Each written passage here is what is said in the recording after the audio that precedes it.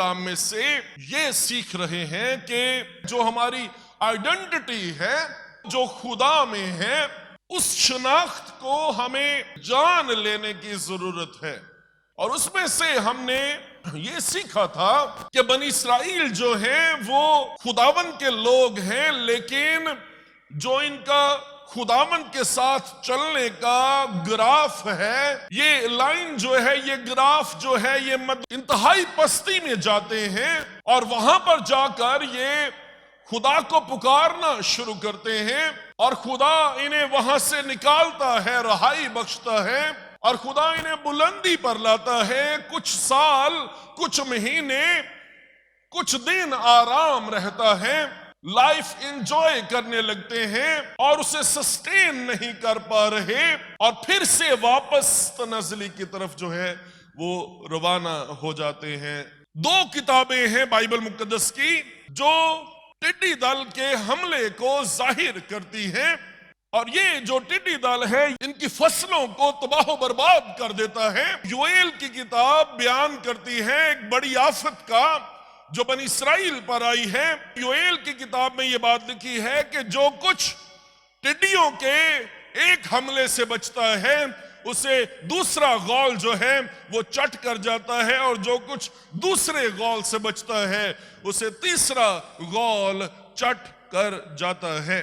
مدیانی یہ ٹڈی دل کی مانند ہے اور یہاں اس کا ذکر بھی کیا گیا ہے. 5ویں آیت، ٹڈیوں کے دل کی مانند آتے اور وہ اور ان کے اونٹ بے شمار ہوتے تھے. یوئیل کی کتاب میں ٹڈی دل ہے، یہاں پہ مدیانیوں کو ٹڈی دل کے ساتھ تشبیہ دی گئی ہے. 6 باب اور اس کی پہلی آیت اس بات کو بیان کرتی ہے، انسان کا گناہ اس کا رابطہ سزا کے ساتھ کروا دیتا ہے. پہلی آیت، خداوند کے آگے بدی کی اور خدا نے ان کو 7 برس تک مدیانیوں کے ہاتھ میں رکھا.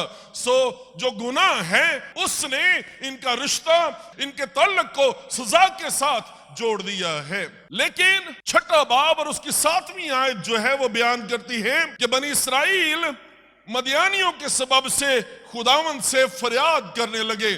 آپ کی توبہ آپ کا رابطہ خدا کے ساتھ کروا دیتی ہے. آپ کسی ایسی سزا کا شکار ہیں تو میں آپ سے برملا یہ بات کہنا چاہتا ہوں، خدا سے فریاد کرنا شروع کریں، خدا کے ساتھ جڑ جائیں. ایوب کی کتاب میں کیا لکھا ہے؟ اس سے لپٹا رہ تو سلامت رہے گا. خدا سے لپٹ جائیں کیونکہ سلامتی جو ہے وہ خدا سے لپٹ جانے میں ہے. جب لوگوں کی آئیڈینٹی مٹ رہی ہے تو خدا نے بڑا ہی خوبصورت کام کیا، اور یہاں پہ 8ویں آیت میں لکھا ہے ایک شخص نے اس آئیڈینٹی کرائسس کو، یہ جو شناخت خطرے میں پڑ گئی ہے، اسے سمجھا ہے اور وہ سامنے آیا ہے، اور خداوند نے بنی اسرائیل کے پاس ایک نبی کو بھیجا. جو سمجھنے والی بات ہے، اس نبی کی شناخت نہیں بیان کی گئی. ہم یسایہ کے بارے میں جانتے ہیں، یرمیہ کے بارے میں جانتے ہیں، ہم حزقیل کے بارے میں جانتے ہیں، ہم یوئیل کے بارے میں جانتے ہیں، ہم آموس کے بارے میں جانتے ہیں، ہم میکا کے بارے میں جانتے ہیں، ہم ناہوم کے بارے میں جانتے ہیں، ہم ہجی کے بارے میں جانتے ہیں، ہم یوحنا استباغی کے بارے میں جانتے ہیں، لیکن اس شخص کے نام کو ہم نہیں جانتے کہ اس کا نام کیا تھا. اس کا نام کلام میں ظاہر نہیں کیا گیا. اس کی ایک وجہ ہے کہ بنی اسرائیل کا نام بھی مٹتا چلا جا رہا ہے، اور ایسے حالات میں کسی ایسے شخص کی ضرورت ہے جو اپنی شناخت، اپنے نام سے زیادہ خداوند کے نام کو اور اس کام کو اور اس کلام کو اہمیت دے جس کام کے لیے خداوند نے اسے چنا ہے، اسے بلایا ہے. نام کو چھوڑیں، کام کو دیکھیں. اس نبی کی صورت میں ایک ایسی شخصیت ہمارے سامنے موجود ہے جو اپنے نام کو پروموٹ نہیں کرنا چاہتا، جو کبھی سامنے نہیں آنا چاہتا. ہم کہتے ہیں نا کہ جی میرا نام ہے، اور ہم بڑا زور دیتے ہیں کہ نام ہی کافی ہے، اور لوگ اپنی اپنی پروفائل بناتے ہیں، ان کی پروفائل میں ان کی آئیڈینٹی ہوتی ہے. اس شخص نے اپنی پروفائل نہیں بنائی، اس شخص نے اپنی پروفائل سے زیادہ بنی اسرائیل کی پروفائل کے بارے میں سوچا ہے. اپنی شناخت سے بڑھ کر بنی اسرائیل کی شناخت کے بارے میں زیادہ سوچا ہے. اس تنزلی اور اس مصیبت میں ایک شخصیت ہے جس نے یہ سوچا ہے کہ اپنے نام کو چھوڑو، میرے ساتھ یا میرے نام کے ساتھ کچھ بھی ہو جائے، لیکن وہ کام اور وہ خدمت جو خداوند نے مجھے کرنے کے لیے دی ہے، مجھے اس کو فوکس کرنے کی ضرورت ہے. نام کو چھوڑیں، کام کی بات کریں. ہماری خدمت کیا ہے؟ ہم لوگ نام کے بارے میں ہمیشہ محتاط رہتے ہیں، پریشان رہتے ہیں، نام سامنے لے کر آنا چاہتے ہیں، اور ہماری شناخت بڑی ضروری ہے. کئی لوگ ایسے ہوتے ہیں جو گم نام ہوتے ہیں، وہ جن کا نام گم گیا ہے، جن کا نام ہم نہیں جانتے. یہاں پہ کلام میں یہ شخصیت موجود ہے جو اپنے نام کو گم کر بیٹھی ہے، لیکن اپنے کام کے بارے میں وہ فوکس کر رہی ہے، اپنے کام کے بارے میں وہ سوچ رہی ہے. میں ایک کوٹیشن پڑھ رہا تھا انگریزی میں اور بڑی ہی زبردستی.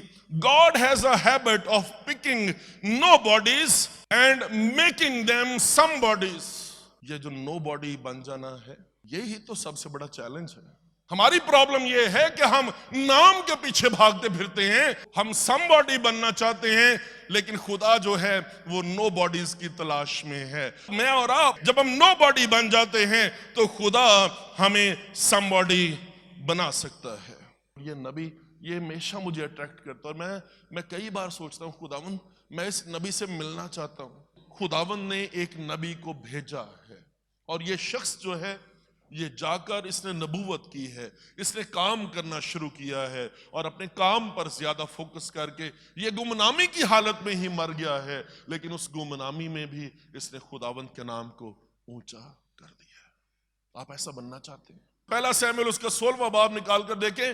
سیموئیل جو ہے وہ ڈرتا ہے ساؤل سے، اور خدا نے اسے بتایا کہ تو جا اور وہاں پہ جا، اور میں تجھے یسی کے خاندان میں جو ہے اس کے بیٹوں میں سے ایک کو مسح کر، اسے میں نے ساؤل کی جگہ پہ بادشاہ ہونے کے لیے مقرر کیا ہے. سیموئیل جو ہے وہ چلتا ہے اور یسی کے گھر میں پہنچتا ہے، اور یسی کے بیٹے جو ہیں وہ نہا دھو کے اچھے اچھے کپڑے پہن کے جو ہے وہ سامنے آ رہے ہیں، اور ہر بار جو ہے وہ اسے دیکھتا ہے اور وہ کہتا ہے کہ یقیناً یہی شخص ہے. اور خدا اسے کہتا ہے اس کے قد کو نہ دیکھ، اس کی ظاہری حالت کو، اس کی ظاہری صورت کو نہ دیکھ، کیونکہ خدا جو ہے وہ انسان سے فرق ہے. انسان ظاہری صورت کو دیکھتا ہے، لیکن خدا جو ہے وہ دل پر نظر کرتا ہے. اس کے 7 بیٹے ساتوں کے ساتوں سیموئیل کے سامنے سے گزارے گئے ہیں، اور خدا ہر بار کہتا ہے اسے بھی نہیں چنا، اسے بھی نہیں چنا، اسے بھی نہیں چنا. اور سیموئیل بڑی حیرت سے اور تجسس سے پوچھتا ہوگا کیا تیرے سارے بیٹے یہی ہیں؟ اور وہ کہتا ہے نہیں، ایک اور ہے جو بھیڑ بکریاں چراتا ہے، جس کی ہم نے کبھی قدر ہی نہیں جانی، جسے ہم نے کبھی اپنے گھرانے اپنے خاندان کا حصہ ہی نہیں سمجھا. وہ کسی شمار میں نہیں ہے، اس کا نام بھی نہیں لیا.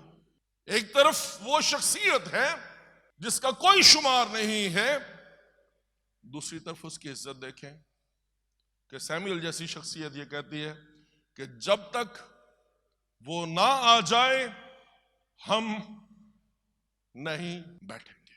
میں کئی بار سوچتا ہوں خدا تو نے کیوں اپنے بیٹے کو یہ کہا کہ میرا بیٹا ابن خدا تو ہے ہی، لیکن میرے ساتھ ساتھ وہ ابن داؤد بھی کہلائے گا.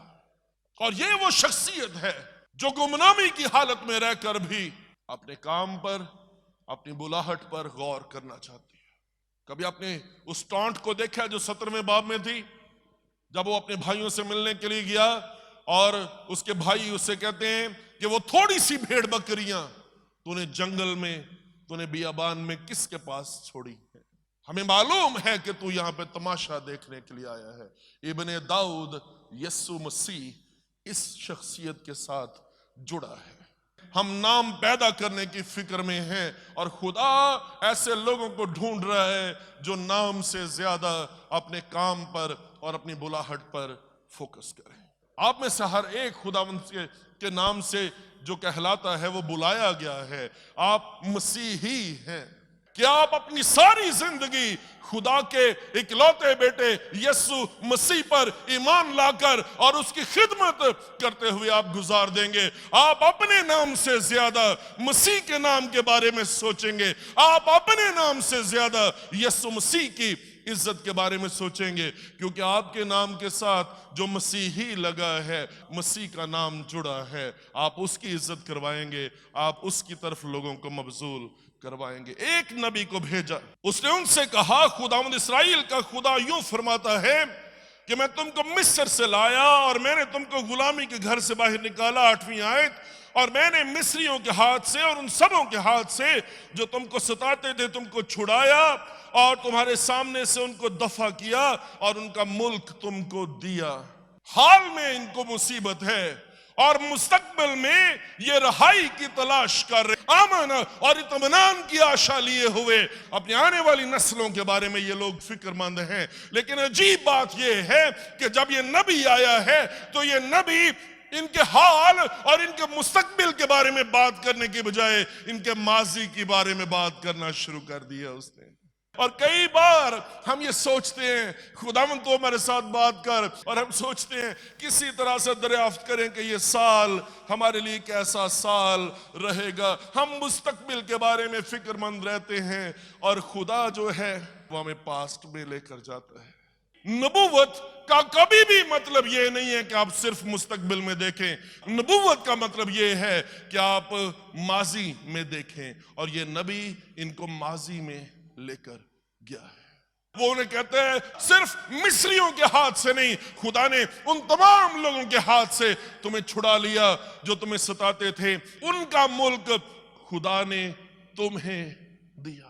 میں اپنے مستقبل کے بارے میں دیکھنے سے پہلے اپنے ماضی کے بارے میں دیکھتا ہوں. جب میں خدا کو نہیں جانتا تھا تب بھی اس کی نظر مجھ پر تھی, تب بھی خیر اور برکت میری زندگی میں تھی, اور جب سے میں نے یسوع مسیح کو اپنی زندگی دی ہے تب سے خدا کی اسپیشل فیور میری زندگی پر ہے. 1990 سے لے کر خدا نے آج تک مجھے نہیں چھوڑا. وہ 2021 میں کیسے ممکن ہے کہ مجھے چھوڑ دے؟ آگے دیکھنے سے پہلے پیچھے دیکھیں اور خدا کی وفاداریوں کو اپنے ذہن میں لائیں. جب آپ اپنی زندگی کی گاڑی چلاتے ہیں صرف آپ آگے نہ دیکھیں. آپ صرف آگے دیکھیں گے آپ کسی میں بجیں گے, آپ کسی کا نقصان کریں گے, آپ اپنا نقصان بھی کر دیں گے. پیچھے بھی دیکھیں, ماضی میں دیکھیں. آپ آج کے دن تک زندہ ہیں, خدا کی بخشش ہے, اس کی برکت ہے, اس کا فضل ہے, اس کا اسپیشل گریس ہے. اس نے آپ کو نہیں چھوڑا. اس نبی نے ان کو یہی کہا. اس نے کہا 3 باتیں ہیں. اس نے تمہارے لیے میریکلز کی ہے, اس نے تمہیں ڈیلیورنس دی, اس نے تمہیں آزادی بخشی. ہم ان دونوں باتوں کے بڑے شوقین ہیں کہ خدا میریکلز کرے. میریکلز دیکھنا چاہتے ہیں, ڈیلیورنس دیکھنا چاہتے ہیں, رہائی اور آزادی دیکھنا چاہتے ہیں. یہ 2 چیزوں کے ساتھ ایک تیسری چیز اگر نہیں ہوگی آپ مر جائیں گے, آپ ہلاک ہو جائیں گے. وہ چیز سب سے امپورٹنٹ ہے جس پر میریکلز, جس پر ڈیلیورنس جو ہے وہ بیس کرتی ہے. اتنے بڑے بڑے معجزات دیکھے انہوں نے اپنی زندگیوں میں, پھر بھی بیابان میں مر گئے, ہلاک ہو گئے. اور یہ تیسری چیز اسے پلے باندھ لو, اس چیز کے پیچھے بڑے کم لوگ ہیں. یہ بہت عام ہے لیکن یہ بہت ناپید ہے. دیکھیں میرے ساتھ. اور میں نے تم سے کہا تھا, میں نے تم سے کلام کیا تھا, میں نے تمہیں بتایا تھا. کلام, خدا کا کلمہ, خدا کے منہ سے نکلی ہوئی بات, میریکلز اور ڈیلیورنس کلام پر بیس کرتے ہیں. آپ کلام کو نکال دیں, میریکلز اور ڈیلیورنس, یہ بڑے بڑے کام یا معجزات, ان کی کوئی بنیاد نہیں رہے گی. خدا نے کہا, اس نے کلمہ, اس نے کلام نازل کیا. جو کلام ہے یہ بہت عام ہے لیکن یہ بہت ناپید ہے. آپ کے گھروں میں بائبل ہے, آپ کتنی دفعہ اٹھا کے پڑھتے ہو؟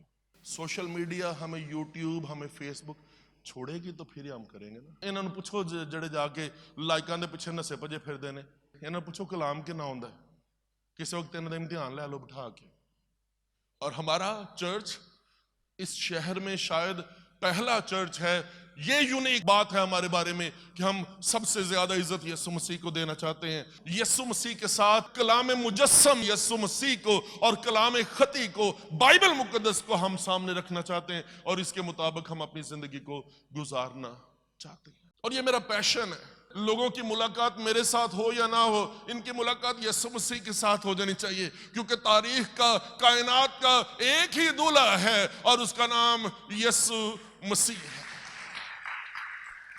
کلام کا ایک ہی دولہا ہے، آسمان کا ایک ہی دولہا ہے، اس کا نام یسوع مسیح ہے. اس کے سوا اور کوئی نہیں ہے. سب کچھ خدا کہتا ہے میں نے کیا. تمہیں رہائی دی، تمہیں آزاد کیا، تمہیں غلامی کے گھر سے باہر نکالا، مصریوں کو اور تمام لوگوں کو جو تمہیں ستاتے تھے میں نے دفع کیا. صرف ایک ہی کنڈیشن ہے، اور میں نے تم سے کہا تھا خداوند تمہارا خدا میں ہوں، پر تم نے میری بات نہ مانی. ایک ہی شرط لگائی تھی کہ میں اپنے آپ کو تمہارے ساتھ ایسوسیٹ کر لوں، میں اپنے آپ کو تمہارے ساتھ ایک رشتے میں پیوست کر لوں، اور یہ رشتہ جو میرے اور تمہارے درمیان میں ہو وہ ایسا زبردست رشتہ ہو کہ تم مجھے اون کر سکو، تم یہ کہہ سکو کہ تو میرا خدا ہے. وہ ان سے کہتے ہیں خداوند تمہارا خدا میں ہوں. سارے اندر سانجا خدا، ساری زمین دا نہیں، وہ تو خالق ہے، وہ تو بنائے ہیں اس نے، لیکن یہاں پہ اون کرنے کی بات ہے، یہاں پہ رشتہ قائم کرنے کی بات ہے، یہاں پہ خدا کے ساتھ اپنے آپ کو جوڑ دینے کی بات وہ کر رہے ہیں. خداوند تمہارا خدا میں ہوں. اور یہ خدا یونیک خدا ہے جو رشتہ باندھتا ہے اور اس رشتے میں ہمیں پیوست کر لیتا ہے اور ہم سے توقع کرتا ہے کہ ہم اس رشتے کو آنر دیں گے. اور جب ہم یہ کہیں گے کہ خداوند تو میرا خدا ہے تو یہ سب سے بڑھ کر ہوگا صرف ایک ہی بات ہے، اس سے بڑھ کے تو اور کوئی ہے ہی نہیں، کہ میں خداوند تمہارا خدا رہوں. اور وہ کہتا ہے کہ تم نے میری بات نہ مانی اور یہ سب کچھ تم پر آیا ہے. یہ جو خدا کے ساتھ رشتہ باندھنے والی بات ہے، یہ بات خود خدا میں بھی ہے. آپ کے ساتھ تو اس نے بعد میں رشتہ باندھنا ہے، پہلے اس کا رشتہ اپنے ساتھ تو ہے کہ وہ خدا باپ ہے اور وہ خدا بیٹا ہے اور وہ خدا روح القدس ہے. اور یہ تین اکنون ہیں. ہم اسے ثالوث خدا کہتے ہیں، لیکن باپ اور بیٹا اور روح القدس تین خدا نہیں ہے، وہ ایک خدا ہے. وہ ڈیفرنٹ پرسنالٹیز ہیں، لیکن ان میں جو یونٹی ہے وہ انسیپریبل ہے، جدا نہیں ہوتے. اور یہی ریلیشن خدا آپ میں اور اپنے آپ میں دیکھنا چاہتا ہے. یوحنا کی انجیل میں اس کے پہلے باب میں اس ریلیشنل گاڈ کو بہت ہی وضاحت سے شروع میں ہی بیان کر دیا گیا ہے. ابتدا میں کلام تھا اور کلام خدا کے ساتھ تھا. کلام اور خدا کے درمیان میں بڑا زبردست رشتہ ہے کہ کلام خدا کے ساتھ تھا. یہی ابتدا میں خدا کے ساتھ تھا. سب چیزیں اس کے وسیلے سے پیدا ہوئی اور جو کچھ پیدا ہوا اس میں کوئی چیز اس کے بغیر پیدا نہیں ہوئی. اس میں زندگی تھی اور وہ زندگی آدمیوں کا نور تھی. یہ زندگی جو کلام میں اور خدا میں ہے، یہی زندگی اس نے ریلیشن کے طور پہ آدمیوں کے ساتھ قائم کر لی ہے. یہ جو رشتہ ٹوٹ گیا تھا، اسی رشتے کو بحال کرنے کے لیے آیا. وہ اپنے گھر آیا اور اس کے اپنوں نے اسے قبول نہ کیا، لیکن جتنوں نے اس کے ساتھ رشتہ باندھ لیا اس نے انہیں خدا کے فرزند بننے کا حق بخشا. نئے یروشلم میں فردوس میں جانے کا صرف ایک ہی طریقہ ہے کہ آپ کا رشتہ خدا کے ساتھ بندھ جائے. خدا نے جو ہمیں اپنا فرزند ہونے کی حیثیت سے قائم کر لیا ہے، اس رشتے سے مضبوط رشتہ اور کوئی نہیں ہے. اور بائبل مقدس وہ کہتی ہے کہ میں نے تم سے کہا کہ فقط میں تمہارا خدا ہوں گا. اور جو رشتہ خدا کے ساتھ بننا چاہیے وہ یوحنا کی انجیل اس کے 3:16 میں بات لکھی ہے کہ خدا نے دنیا سے ایسی محبت رکھی کہ اس نے اپنا اکلوتا بیٹا بخش دیا تاکہ جو کوئی اس پر ایمان لائے وہ ہلاک نہ ہو بلکہ ہمیشہ کی زندگی پائے. یہ رشتہ اس کے بیٹے کے وسیلے سے، یسوع مسیح کے وسیلے سے قائم ہو سکتا ہے، اس پر ایمان لانے کے وسیلے سے قائم ہو سکتا ہے. اسی لیے تو اس نے کہا تھا جب تک کوئی نئے سرے سے پیدا نہ ہو وہ خدا کی بادشاہی میں داخل ہونا تو دور کی بات ہے وہ خدا کی بادشاہی کو دیکھ نہیں سکتا۔ یہ تعلیم کسی مشن کی اجارہ نہیں ہے، یہ تعلیم بائبل مقدس کی تعلیم ہے۔ ایک ہی شرط ہے کہ ہمیں خدا کی بات ماننے کی ضرورت ہے، اور خدا کو کبھی ہماری زندگی میں یہ گلہ نہیں ہونا چاہیے کہ مگر تم نے میری بات نہ مانی۔